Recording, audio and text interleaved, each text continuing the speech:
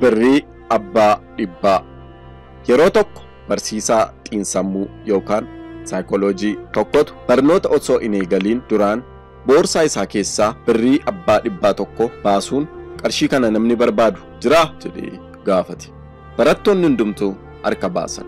Qarshii kana sin keessaa nama tokkoof nan kenna. Isaan dura garuu jedhee birricha harka isaan sukkuumee caccabse. Itti fufees akkas jedhe. Birrii abbaa dhibbaa kana namni barbaadu jiraa jedhee irra deebi'uun gaafate. Ammas akkuma duraa barattoonni hundumtuu harka baasan. Barsiisaanis ajaa'ibsiifachuun ammas yoon akkas godhe oo jedhee lafa buusee kophee isaan irra ejjete. Egaa birrichi sukkuumamuun caccabeera. Akkasumas lafa bu'uun xuraa'eera. Barsiisichi garuu irra deebi'uun namni birrii kana barbaadu jiraa jedhee gaafate. Ammas barattoonni hunduu harka baasan. Barsiisichis agartanii barattoota ko birrichi caccabus xuraa'us fedhii isin argachuuf qabdan tasuma hin hir'isne. Maaliif yoo jettan xuraa'uun hanga birrichaa hir'isuu waan hin dandeenyeef. Xuraa'us birriin dhibbi birriima dhibbadha. Kanaaf bu'aa bayii jireenyaa keessatti jireenyi gadi nu qabuu danda'a. Jireenya keessatti murtoo dogoggoraa murteessinee bakka hin taanetti of arguu dandeenya. Yeroo kana gaa akkas jechuun keenya hin oolu.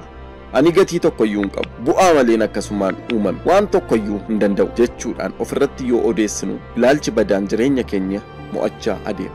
Kanaaf yeroo hundaa wanti beekuu qabnu gatii akka dhala namaatti qabnu dhabuu akka hin dandeenyedha. Yoo kufne biyyoo ofirraa dhangalaafnee kaana malee achitti abdii kutannee hin hafu. Kanaaf gatiin keenya yoomiyyuu guddaa akka ta'e beekuun barbaachisaadha. Galatoomaa.